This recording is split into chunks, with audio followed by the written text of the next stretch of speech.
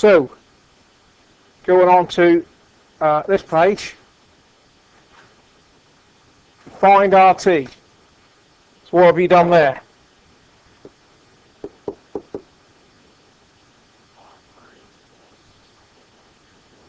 Yeah, 2 plus 30 times 50, yes, so you're doing product over sum over 30 plus 50, because it is that series, that resistor in series with those two in parallel. The answer to that is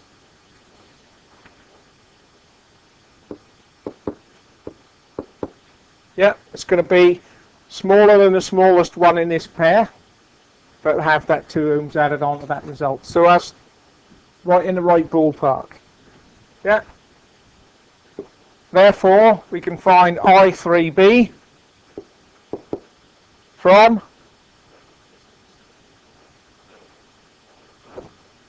which is the, how many volts? 12 volts over the 20.75 ohms, which comes out as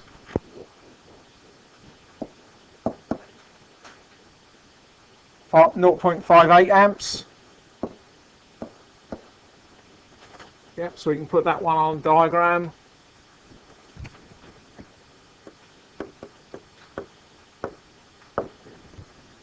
.58. Then we can find VR3.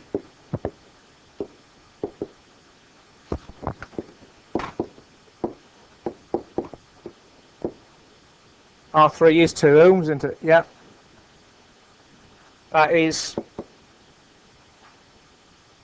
1.16 volts, yeah?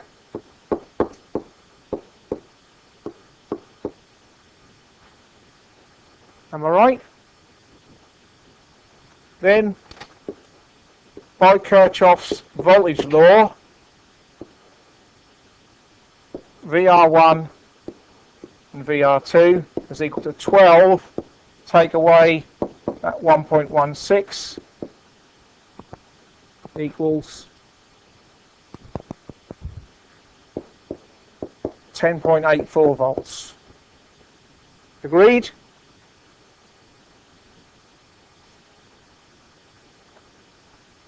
Therefore, I2B is equal to 10.84 over 30, and I1B is equal to 10.84 over 50. The answers to those two are 0.35 amps and 0.22 amps, and our check is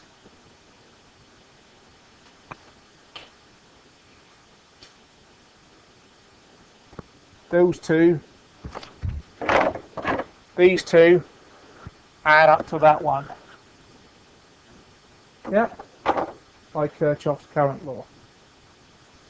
Alright. So then what we can do is go back to our original diagram and add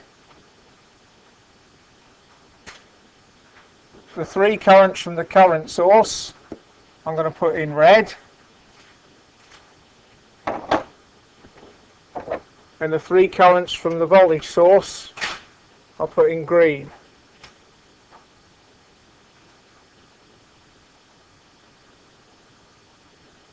Have I got them arrows the right way round? Yep. And I1A was 0.29 amps. I2A was 0.48. And I3A was 7.25.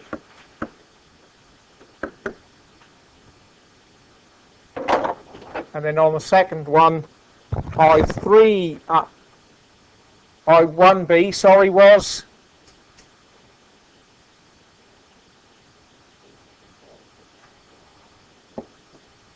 0.22. I2B was 0.35 amps, and I3B was 0.58 amps. And then, therefore, by superposition,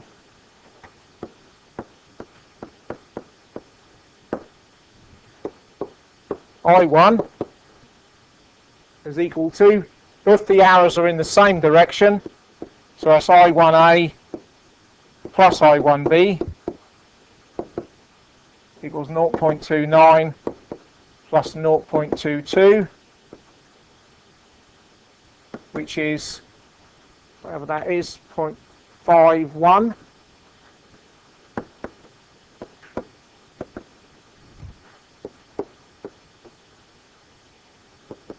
I2, both arrows in the same direction, so we add them together.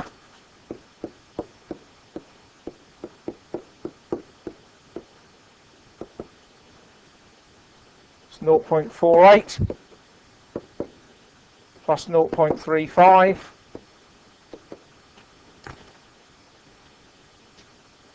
7883.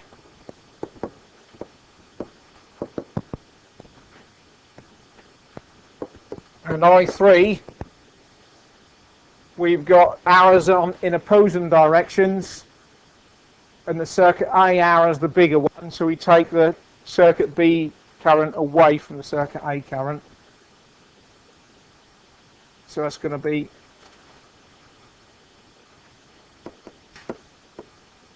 I3A minus I3B, 7.25 minus 0.58.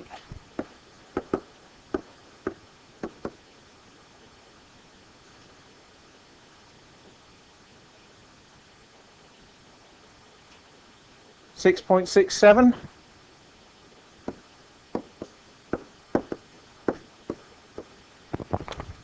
So overall,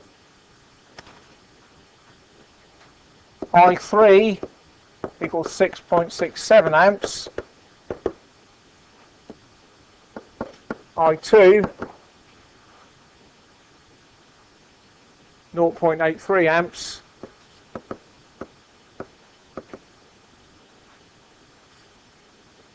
And I1 0.51 amps.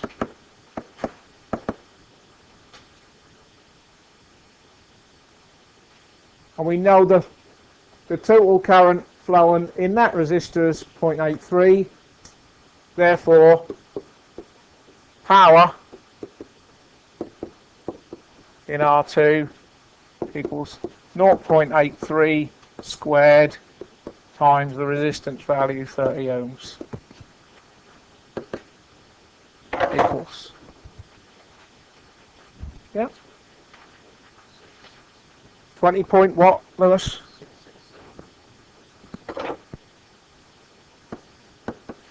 Units? Watts. Yeah. So that's a superposition example with a mixture of current source and voltage source.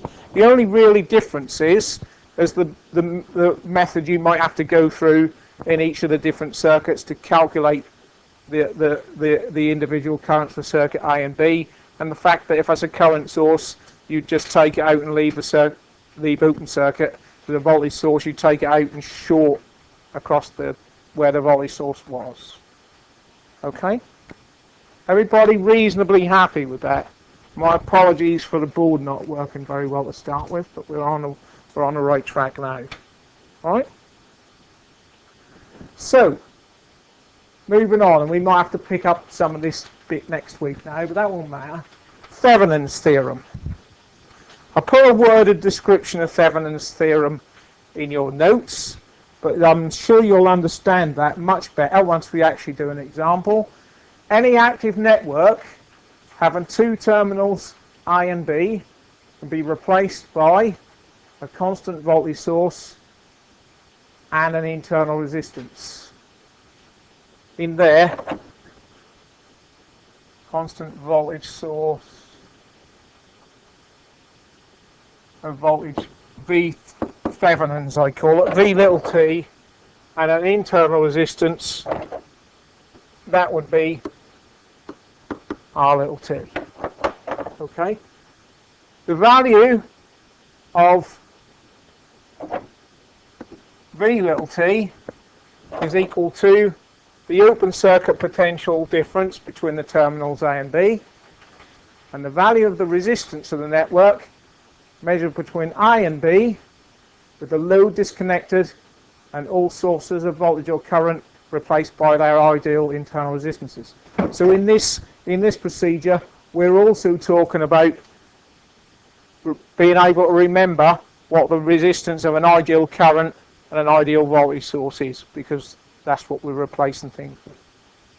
Okay, so there's a procedure to adopt, a strict procedure to go through, and in the exam I'm going to be expecting you to be able to talk through this procedure and explain why you're putting a short circuit or why you're replacing with an open circuit.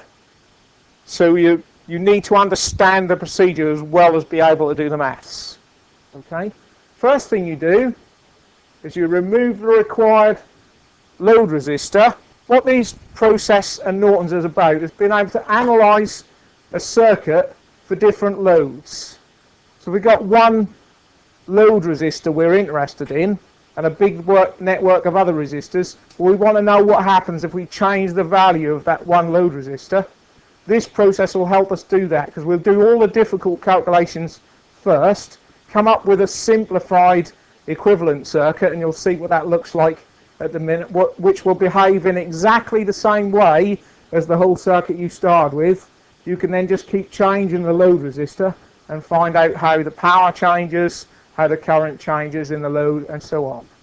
Okay, so it's a circuit simplification process, useful when you're interested in what's going to happen when you change one component. Alright, so we take the load resistor out, that leaves two open terminals A and B. Then we determine the open circuit voltage between the two open terminals that we just opened up. That open circuit voltage is the Thevenin's equivalent voltage. Then what we do is remove each source of voltage or current and replace with the ideal internal resistances. So we just take them all out and we short circuit any voltage sources and we leave open circuit any current sources. And then we work out what the resistance is looking back in on the terminals A and B. That's not the natural total resistance of the circuit. That's what you would measure if you put an ohm meter on the two terminals A and B. That value is the value of R little t, the Thevenin's resistor. Okay, you can then use the equivalent circuit of V little t in series with V little r.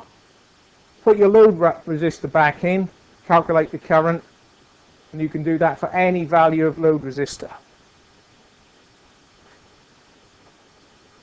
So what you're effectively doing is, let's say we're interested in this resistor here, R4, as our load resistor, and we want to know what's going to happen with that circuit if we change that value and put a 10 ohm in, or if we change it and put a 50 ohm in, or any other value. What this process will do, by way of some calculation, we turn that circuit into an equivalent circuit of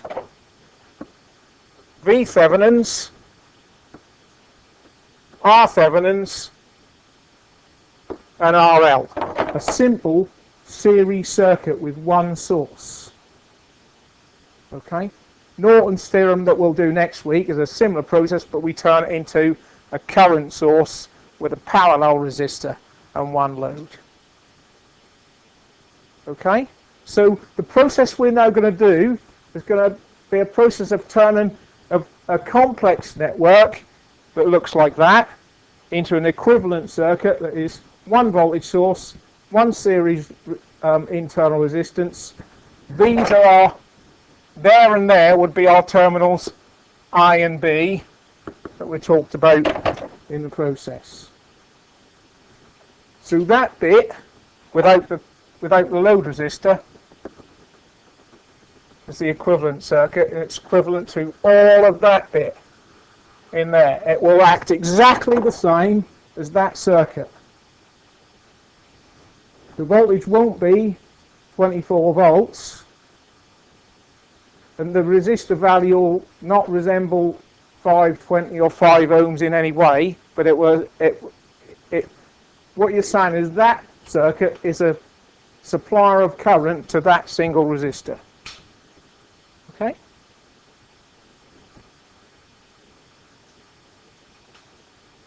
So let's go through step by step an example and see how it works. So we're going to use Thevenin's theorem to calculate the current flowing and the power dissipated in a 30 ohm resistor. Yep.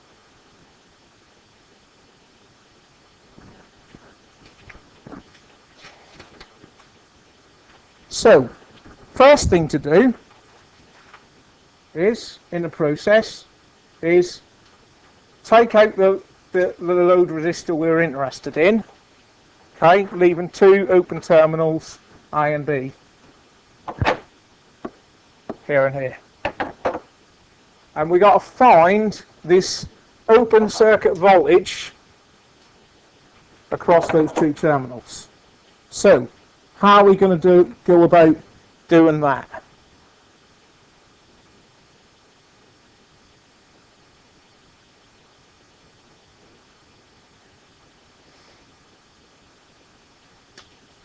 Yeah, you're going to find RT. So let's do that then. RT. Notice I put R big T here. The total resistance of that circuit as it stands to that voltage source.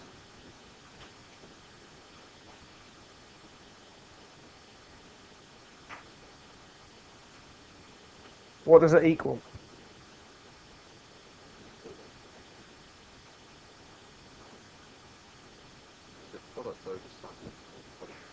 Think very carefully about where current's going to flow in that circuit. We got current flowing here, and if so, which way?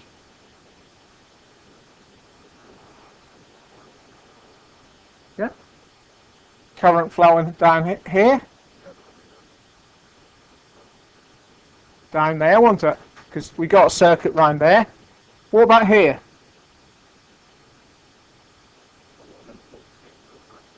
That's open circuit. No current. 0 amps.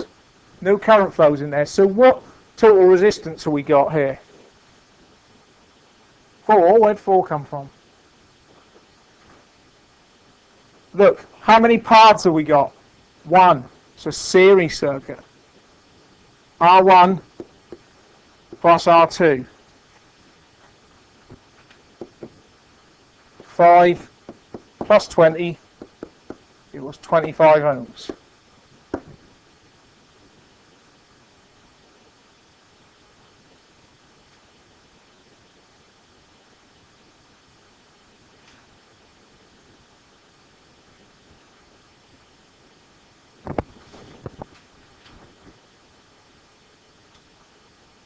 What's the next thing that might be useful?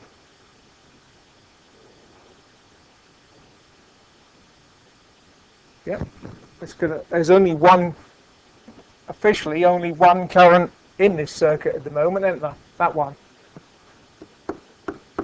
IT.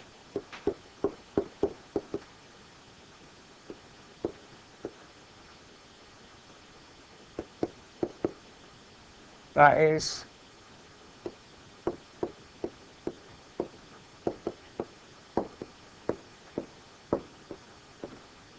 0.96 amps.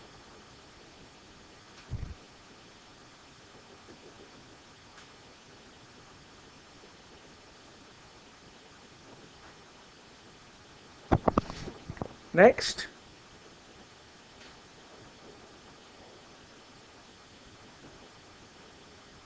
yeah, what's that going to help us with, Alex?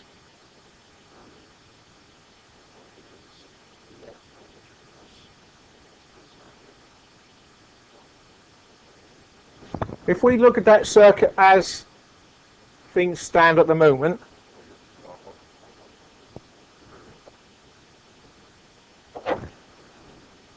we don't know. R3. Right, as that circuit stand now, which way would we put a voltage arrow on this resistor?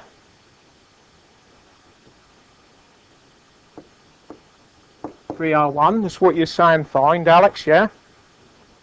What way would we put a voltage arrow here? Up.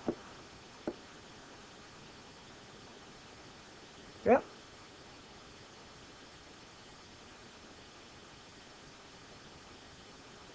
I'm going to put a voltage arrow here. What's the voltage? No current going through, no volts. Yep. Okay.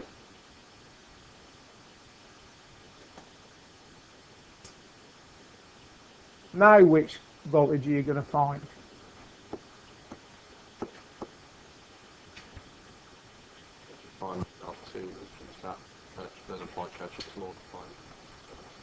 Yeah.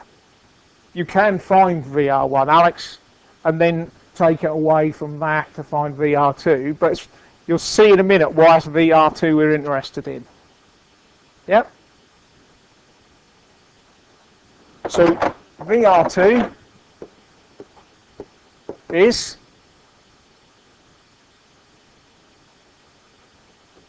IT times R2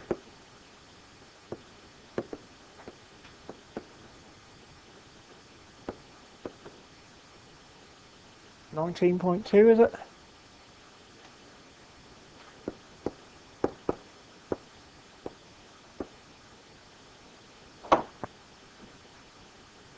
Right. This, let's go a different colour. This is 19.2 volts. That's 0 volts. What's that? Yeah, because if we look at that as a Kirchhoff's current law, clockwise arrows, VR2 is equal to anti-clockwise arrows, VR3 plus VOC. Yeah. Therefore, VOC is VR2 minus VR3, which is 19.2 minus nothing. Yeah, because there's no current going through that 5 ohm resistor, there's no volt drop across it, therefore it's this VR2 voltage that is the open circuit voltage. We've proven that by all the electrical laws that we already know and learned in the science at level 4. Okay, so therefore VOC is equal to 19.2 volts. Therefore V Thevenins equals 19.2 volts. So we're going to use a 19.2 volt voltage source in our Thevenin's equivalent circuit. Yeah, so that's that half of the process. Take out the resistor you're interested in and use whatever method you know. If there are 2 voltage sources or a voltage and a current source, you might also need to use superposition to find that open circuit voltage. But use whatever techniques you've got available to you, find that open circuit voltage. So that's part 1 the process. The next part of the process is to take out the voltage source, in this case as a voltage source, and replace it with its ideal internal resistance, which is a short circuit. And then what we want to know is the resistance looking back in there. So not looking from that end, looking from this end. We want to know the total resistance. If I connected an ohm meter across there, what would I measure? So what circuit have we got there in terms of resistance? RT is, yes, this R3 in series with those two in parallel. So it's R3 plus R1, R2, Thevenins, yeah. I'll use little t for that Thevenin's equivalent resistance.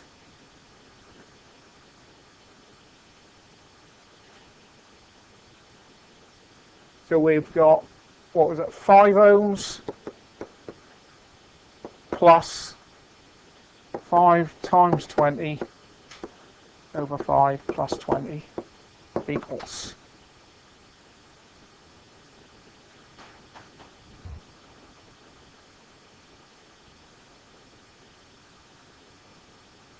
9. It's going to be something lower than 5, but then that's going to have 5 added on it for the series bit, so that looks about right.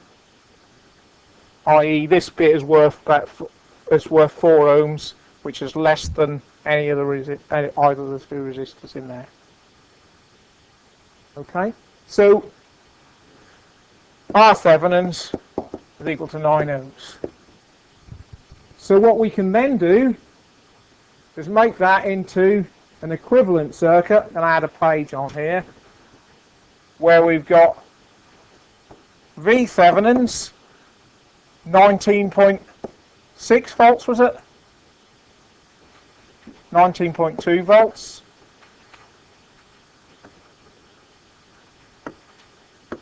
Our R Thevenins 9 ohms.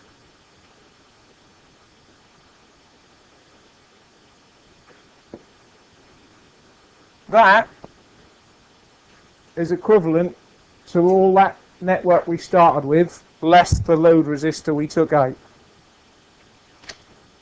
What we can then do is add back in the R4 resistor, our load resistor,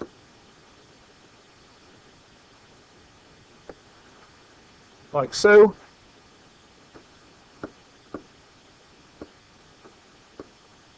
And that circuit will behave exactly as the circuit we started with.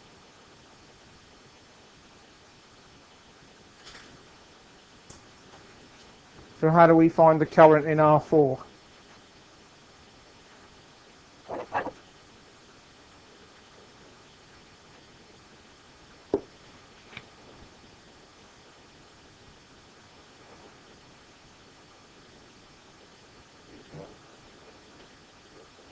Yeah, you're going to do an RT first. So it's R Thevenins plus R4 equals 39 ohms. Yeah. And then R4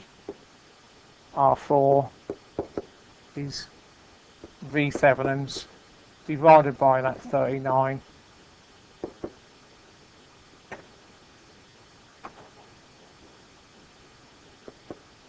Sorry, 0. Amps, not ohms. Yeah, and then the power is 0.49 squared times the 30 ohms equals .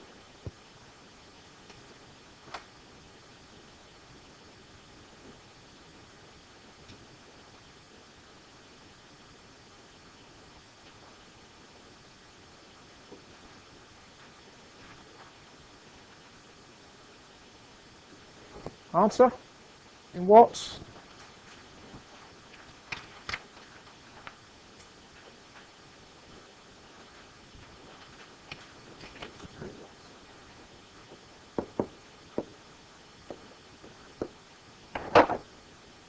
Okay. So there's a very definite process to go through to use Thevenin's theorem to analyse for a circuit. And what we could do now, if we wanted to, is analyse for an R4 is equal to 10 ohms, 100 ohms, any other value. This bit, the black bit in that circuit, would act like the rest of the network to that load resistor. Yep.